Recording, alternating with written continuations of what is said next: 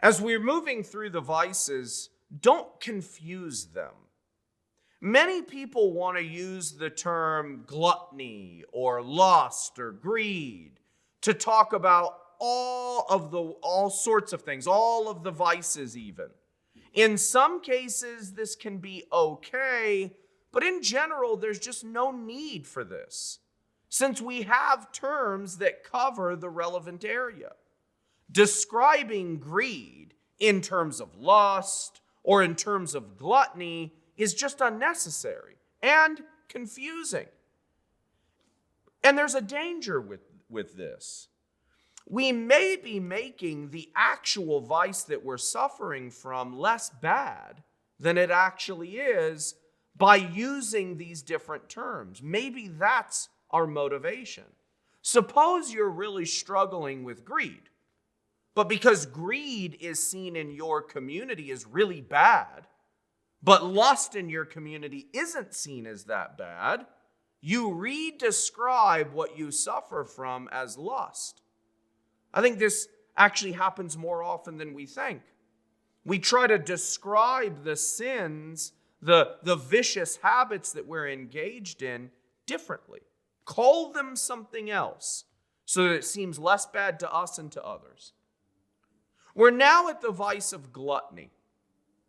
Gluttony primarily and intrinsically signifies an intemperate desire to consume food and drink. So notice something about this definition. Gluttony is about a desire for food and drink. It's a disordered and intemperate, a desire that goes beyond what it ought to. So it is not fundamentally, primarily, intrinsically about what we're eating. It's about our desires for food and drink. It's internal. So you're not going to always be able, especially with respect to others, to be able to look at somebody and say, gluttonous. No, it's deeper than that. It's about our hearts. The vice of gluttony is about our desire for a particular sort of pleasure, a particular kind of satisfaction. C.S. Lewis has this very, very interesting take on sex and how our culture has perverted it in various ways. And he makes this fascinating comparison with food. He says, imagine someone, or this is sort of my take on his story. He says, imagine someone bringing out a turkey. They've got it on a platter. And the turkey is covered, let's say, in like a red napkin on this beautiful silver or gold tray platter. And they bring it out and the lights are dim, let's say, and music is playing lightly in the background, and maybe they're swaying, dancing a little bit as they bring the turkey platter out, and they slowly reveal it. While the music is playing, the lights are dim, our hearts begin to beat a little bit faster and faster as the excitement of seeing the entire turkey is revealed to us. Does that sound crazy? C.S. Lewis says this is kind of how we treat sex. Another basic or perfectly natural desire. So we have these basic natural desires for food, for drink, for sex, and we pervert them. Here's a quote from C.S. Lewis. He says, if anyone says that sex in itself is bad, Christianity contradicts him at once.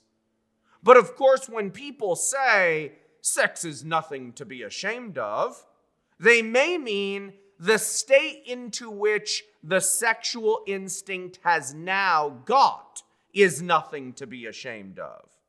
If they mean that, I think they are wrong. I think it is everything to be ashamed of. There is nothing to be ashamed of in enjoying your food. There would be everything to be ashamed of if half the world made food the main interest of their lives and spent their time looking at pictures of food and dribbling and smacking their lips. End quote. What's really funny about what Lewis had to say about food is that he thought we would never treat food like we treat sex. But watch the Food Network. We have channels devoted to sex, and we have channels devoted to food. We can pervert anything and everything. I'm not saying the Food Network is like the equivalent of porn. That's not the point. The point is we can turn anything into an idol. The ancients and the medievals talk about 5 forms of gluttony, and they had a famous acronym for these different forms. In your reading, Dr. DeYoung gives the acronym to you, FRESH. The F stands for fastidiously eating. And here's what I'm going to try to do with each one of these is just give a very, very simple explanation. My explanation, I'm not saying it's identical, but it's close enough. So what does it mean to be a fastidious eater? Well, it's to be too picky. So my little definition of fastidious eating is being too picky. Maybe some of you are like this, right? Your pickiness gets in the way of your enjoyment, but more importantly, it can disrupt all sorts of eating events. We'll look at that a little more deeply in a moment. The R stands for being a ravenous eater. My image of this is the person who eats too fast. I once knew someone who you'd sit down to eat with, and they'd be done with their plate almost before you even picked up your fork. And the person that I knew, they would get a second plate and a third plate because their body wasn't, right, their brain wasn't being signaled quickly enough, indicating fullness. And almost every time the person would complain of eating too much, of eating more than they should, being too full. And the primary reason was because they were eating too fast. The E stands for excessive, eating too much. Now notice something interesting here. According to the ancients and the medieval, gluttony can show up in a bunch of different ways. We've already looked now at 3 of them. Being too picky, eating too fast, and eating too much. But the way we think of gluttony today is only in one form: eating too much. Our image of the gluttonous person is the morbidly obese person. The person who just is constantly is eating way too much food. We've narrowed the scope of gluttony. And in so doing, the ancients and the medievals would say we are ignoring most of the way gluttony shows up. The S stands for sumptuous, too tasty, focusing too much on getting the right taste. Maybe something like this has happened to you. You have a particular piece of the cake that you know tastes better than all the others. And so maybe you're willing to kind of cut in line to get that piece. Maybe you hide it and save it so that nobody else gets the corner, maybe with all of the frosting. Or maybe you don't want all the frosting. And so you really sort of focus on the middle of the cake. I think I'm this way with respect to my wife's lasagna. The corner pieces of the lasagna I like the most. They might be a little more crispy, a little more well done. And so I want those. And sometimes, I am ashamed to say, I have pushed my children out of the way to get them. I haven't abused them or anything, right? I've done it jokingly. But maybe deep down inside, I'm making a joke of it. But that portion of the lasagna, the taste of that lasagna really is sort of maybe a little too important to me. Maybe you're willing, right? You're willing, in a sense, to cut other people off. You're willing to to sacrifice various things, even manners, in order to get that super tasty portion of the food. Maybe you're even willing to waste food in order to focus on that tasty portion. The H in the FRESH acronym stands for hasty. And the way that I envision this is it's too often. The hasty eater can't wait. They have to eat regularly, right? They have to eat all the time. They can't wait for the 5 o'clock, 6 o'clock, 7 o'clock, whatever dinner, so they start snacking before. And then maybe dinner comes and they're not as hungry as they should be. They don't want everything, and so they don't eat as much, and maybe thereby hurt the feelings of the host. So that's the FRESH acronym. There's a famous, famous might be a little too, being used a little too loosely by me. Some of you are probably familiar with the cartoon Arthur. My kids were raised watching Arthur, and there's a great episode about D.W., the picky eater. And in this episode, what happens is D.W. cannot stand a ton of food. Fish and spinach, right? Vegetables, various fruits. She's very picky. There's only 2 or 3 things that she's willing to eat. And throughout the episode, D.W.'s pickiness is portrayed as really getting in the way of her loving her family. Her dad makes this wonderful meal, gives it to the family. D.W. says, "Ooh, gross, smells awful." And you can see the look on her dad's face. He's pained. Sometimes our pickiness can hurt other people. There's another scene where D.W. can't stand something that is served to her, and she pushes it away, spills the food everywhere, makes it a huge scene. So the idea of gluttony is not just about how much you're eating. It's often about the place of importance that food and drink have in your life. How important are they to you? And are they so important that you're willing to damage relationships because of them? St. Augustine has this famous way of thinking about the vices and gluttony in particular.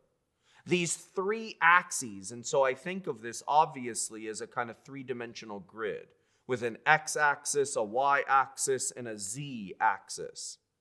And so Augustine says, when we think about food, we need to think about our eating and drinking habits in terms of what they're doing to us physically, what they're doing to us socially, and what they're doing to us spiritually. So let's move through these 3 axes to get maybe a deeper picture of gluttony. There's the physical axis. Here's the question we should be asking ourselves. Are my eating and drinking habits damaging my body?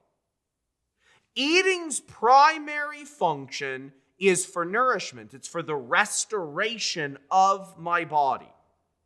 As Thomas Aquinas notes, God in his wisdom and love includes pleasure in our eating and drinking. And indeed, God in his wisdom includes pleasure in all the things that are necessary for our continued existence and for the continued existence of our species. He didn't have to. He could have made it so that eating and drinking, could have made it so that sex has no pleasure whatsoever attached to it. So while we eat, we should keep this in mind. Even though pleasure is associated with eating and drinking, the primary function is the restoration of my body, of my energy, nutrients. So, are my eating and drinking habits being done to restore health to our bodies, or are they being done for some other reason? And if they're being done, if we're eating and drinking for reasons other than restoration, why are we doing so? And is it damaging our bodies? So notice here too, the way that I frame this is, I'm asking, are your eating and drinking habits damaging your body? I'm not asking primarily, are they benefiting your body? So the idea here is, look, it's not bad to have dessert every once in a while. It's not bad, I don't believe, from my own theological perspective, it's not bad to have a glass of wine or a glass of beer. But the point is, too much damages. And that is contrary to the function of eating and drinking. The other axis, or one of the other axes, is the social axis. And so here the question I want us to think about is this: are my eating and drinking habits, are they damaging my relationships with others? Eating is necessarily a social act. First, when we prepare the food, it's often necessary to avoid waste and whatnot, to prepare more than for one person to consume. So we typically prepare food thinking of multiple people. Preparation involves making enough for others as well as ourselves. There's a social element. Second, we tend to eat at similar times, which is helpful for our bodies. It consolidates energy. But also, it means that other people are eating while we are, simultaneous with us. Eating together is common, right? We eat together in part because it makes sense. We're doing it at the same time. It's easier. But also because we recognize that eating together is better. So as we eat, we want to ask, are my eating and drinking habits, are they getting in the way of my relationships? We recognize that it's better to eat together than alone, typically. Sometimes we can't. But our recognition of this, right, demonstrates something really important.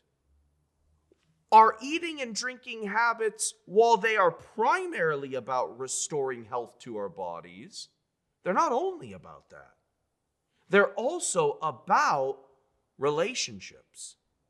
When we eat together, we can engage in reflection. We engage in conversation. And sometimes our eating and drinking habits get in the way of this. Right? Sometimes I'm so focused on what I'm eating and drinking that I'm willing to ignore what's happening around me.